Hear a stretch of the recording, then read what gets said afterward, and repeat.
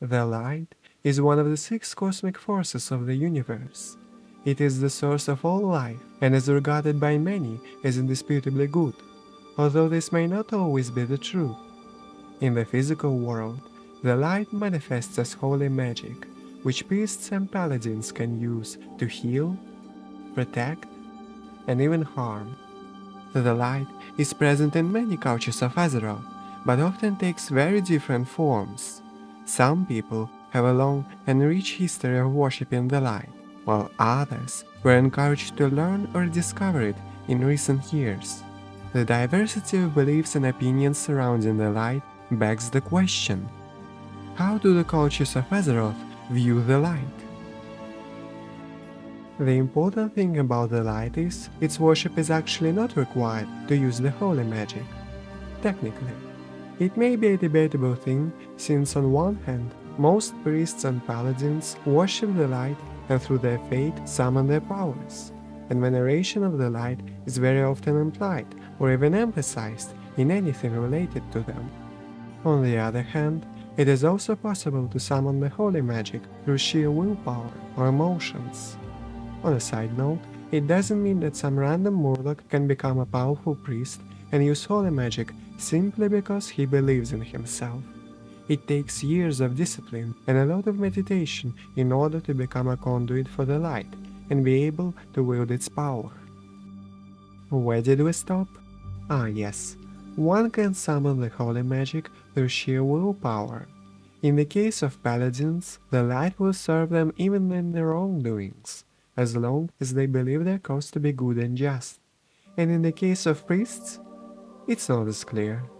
Maybe that's why everyone can become a priest, and very few can become a paladin. Priests are present even among those races that have no history of the light worship, and no noticeable interest in it currently. This applies to the Pandaren, the Nightborn, the Vulpera, the Mechagnomes, and the Dracthyr.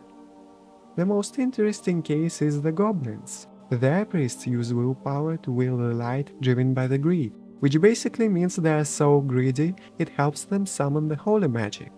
Still, it could be argued that the priests among those races do worship the light, and are simply special cases of individuals finding the way to this fate despite the overwhelming majority around them showing no interest in it. The one thing can be stated for sure. While some zealously worship the light and follow its ideals, others have more pragmatic views on it. Well, that was a surprisingly difficult topic to delve into, but that's 6 out of 24 main races done, so let's discuss some of the easier examples, starting with the Alliance. It would be hard to find anyone as virtuous and devoted to the light as the Draenei. Since their salvation from the Burning Legion by the mysterious Naaru, their fate has always been intertwined with the light.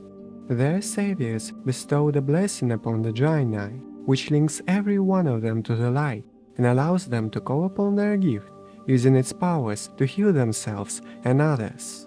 Naturally, the light is embedded in every part of Draenei culture. Their society is led by Prophet Velen and guarded by the Hand of Argus, an organization of paladins and vindicators committed to keeping the Draenei of Exadar in safety.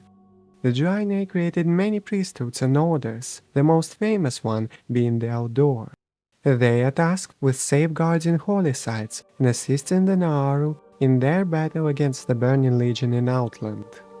Draenei pray to the light, serve the light, live with the light in their mind, die in the name of the light, and probably even sleep with the lights on. And even if there is not enough light for you, there are also the Lightforged Draenei, a group of Draenei from the army of the light infused with the essence of the holy light. It's safe to say, the Draenei are big fans of the light.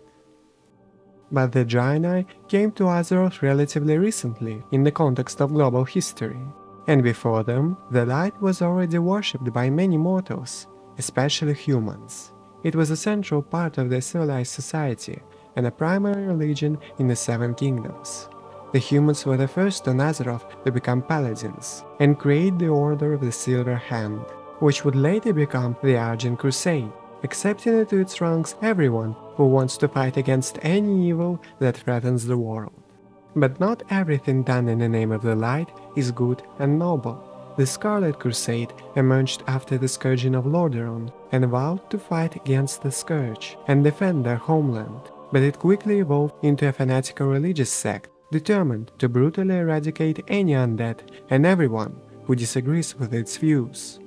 The light still holds a special place in the remaining human kingdoms. The Kingdom of Stormwind is a home to the Church of the Holy Light, members of which are dedicated to serving the light and helping the Alliance in any good actions. The Brotherhood of Northshire is another famous religious order. Their clerics reside in the Northshire Abbey and strive to support the people of Stormwind by recruiting adventurers to deal with threats in the Elven Forest, and training paladins and priests. The light has been playing an important role in the Kingdom of Gilneas for many centuries. However, it is not the only faith of Gilneans, since some people in the countryside practice a form of Druidism known as the Old Ways, which was preserved due to the kingdom's isolation. Even after many of the Gilneans turned into Worgans, they still retain the beliefs they held before the curse. Their priests continue to worship the light and aid members of the Alliance. Among the citizens of the Kingdom of Kultiras, the worship of the light is quite uncommon. Most of the population revere a goddess called the Tide Mother, as their lives are heavily dependent on the sea. However, the light is still very popular among Kultirans from the region of Drustvar. The influence of the Church of the Holy Light extends beyond the human realms, as it was introduced to the dwarves soon after they met humans. Their belief in the Holy Light is very similar to their neighbors, with few, if any, notable differences in their approach. Priests and paladins are common among the Ironforged dwarves and the Dark Iron dwarves. The light is their greatest helper and mentor, if they don't look for it at the bottom of the barrel. You would think that the same could be said about the gnomes, considering their historical friendship with the dwarves. However, pragmatic gnomes always favored technology, and were so focused on retaking Gnomrigan that spending time on study of the light didn't feel justified. Besides, they could always rely on dwarven priests if necessary. The gnomes would start to show a great interest in the light after claiming a foothold in their former capital, as holy magic proved to be potentially useful in purifying irradiated gnomes. Gnomish priests give preference to healing abilities, using them similarly to first aid, and as such, most of them refer to themselves as doctors and surgeons. The Night Elves, unlike the rest of the Alliance, worship the moon goddess Elune. She in turn grants their druids and priests the ability to call upon the moonlight, a special form of holy magic. The Sisterhood of Elune is an order of priests dedicated to the worship of the goddess. However, their role in the Calderae society is much broader, since priests of Elune often serve as magistrates, generals, and officials in the Night Elven government. Even the place of the head of state is occupied by the High Priestess of Elune, Tyrande Whisperwind. It is noted by some that the light of Elune is very similar to the Holy Light. During a visit to Darnassus, Prophet Velen speculated that the Calderae's description of Elune and the power of moonlight matched his experiences with the Holy Light and powerful Naaru. He began to offer advice regarding how to communicate with Naaru, but Tyrande, upon hearing these absurd ramblings, told him to shove his heretical ideas down his... She thanked him for his opinion, but cordially requested to refrain from making such outlandish claims. Thus, the light of Elune is considered to have some connection to the Holy Light, but remains a somewhat separate thing. The last race from the Alliance that we haven't talked about yet are the Void Elves. And well, they don't like the light. The Horde races are famous for having all sorts of beliefs, including those related to the light. The most interesting case is the Forsaken, the majority of whom are former humans from the Kingdom of Lordaeron. Even though in life they worship the light, most of them abandon it in their undeath for one simple reason. It hurts them. and not in any metaphorical meaning, it hurts them literally.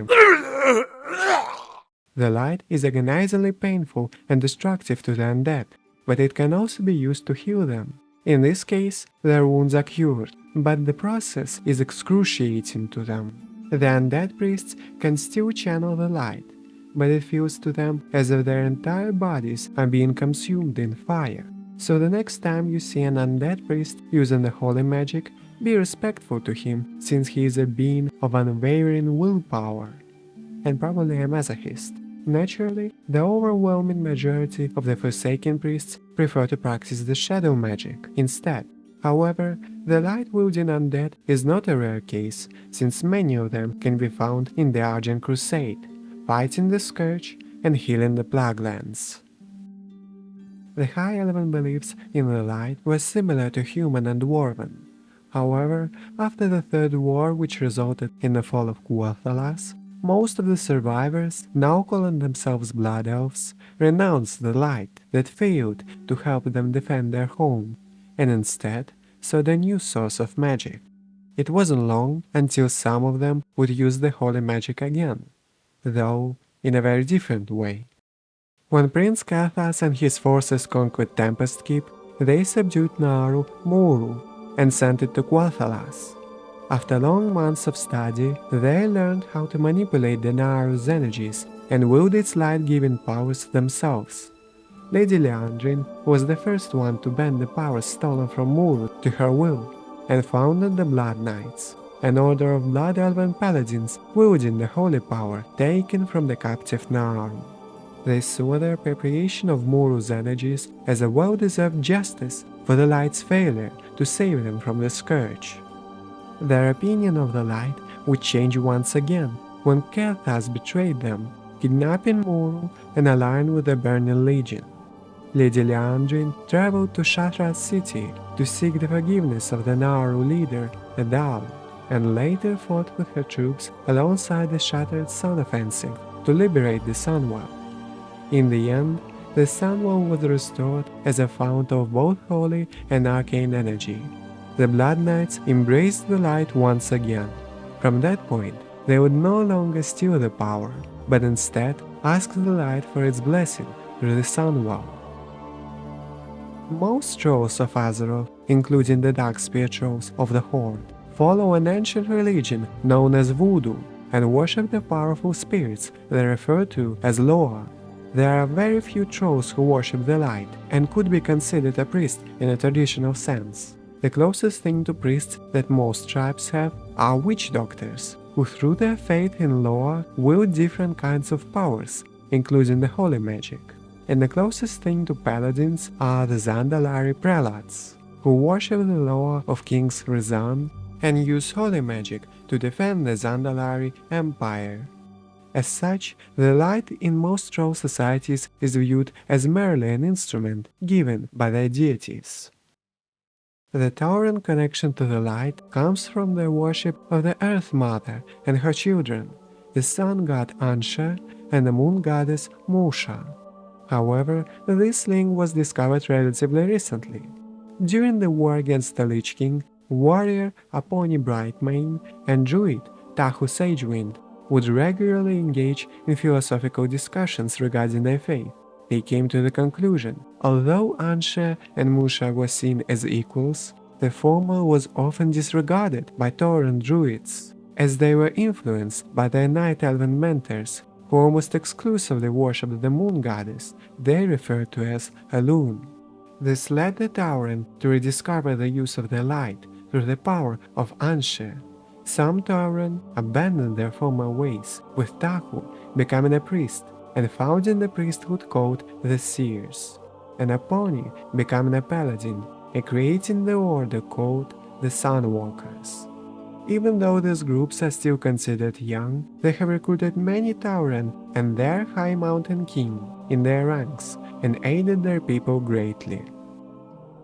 The orcs were not very keen on embracing the light for the longest time, and it's understandable given their initial obsession with shamanism and later obsession with Fel. But this was recently changed by Nagha, the first Magha orc priest.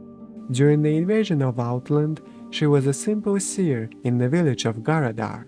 She watched as one of the adventurers solved the mystery of their restless ancestor spirits, maddened by the dark Naaru, and would seek out them too after the hero left. The spirit of Mother Kashur told Nakha of a song that only the spirits could hear, which initially troubled them until the hero helped. She spent years trying to discover it. When Nakha finally heard the song, it inspired her to become a priest and travel to Orgrimmar to share her path with other orcs. She founded a discipline called Lokosh, which stands for a Song of the Spirit. Today, the path of Lokosh has a small following among the orcs, showing that anyone can embrace the light. And that was the light's role in the cultures of Azeroth. So what do you think about the light? Flavius thinks he is a holy deity, since wherever he goes, he lights up the room. I'm not sure this is always the case, but who knows? Maybe one day we'll see him in a new light. As for me, we may meet again pretty soon. Or not. I like to overthink my existence. You may leave your own questions in the comments and I may even answer them. Thank you for watching.